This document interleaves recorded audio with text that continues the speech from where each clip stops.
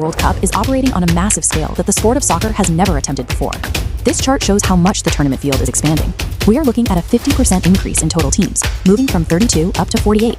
That drives the total match count from 64 to a staggering 104. To handle that massive volume of games, hosting duties are split across 3 nations, the United States, Canada, and Mexico for the very first time. With more teams involved and higher stakes on the line, the pressure to advance is immense.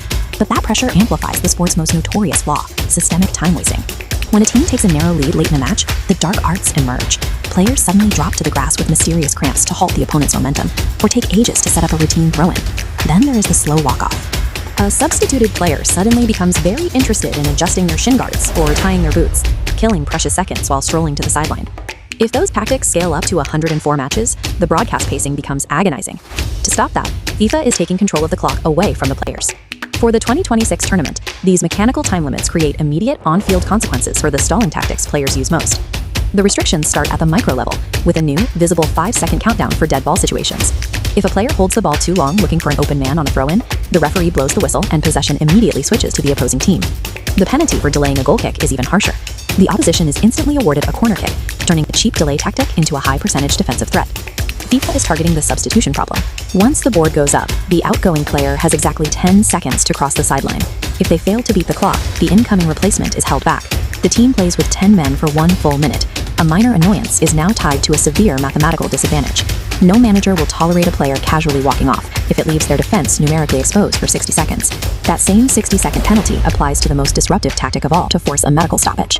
Under the new regulations, if the medical staff enters the pitch to treat a player, that player is mandated to leave the field for 1 full minute. There are strict exemptions to this rule.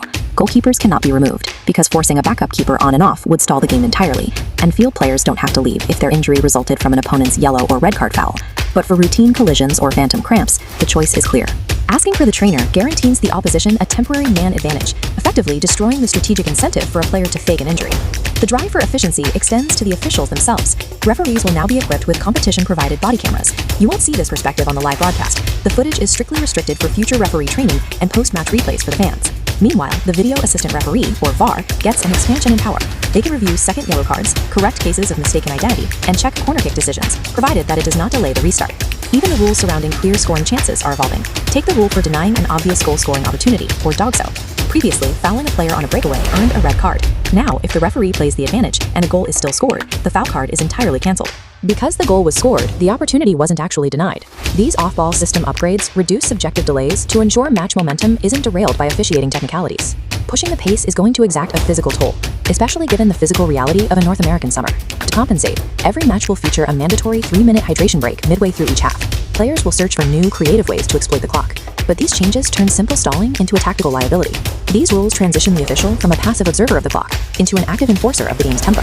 The fundamental game of soccer remains untouched, but the 2026 rules draw a hard line demanding more actual football and less watching the clock.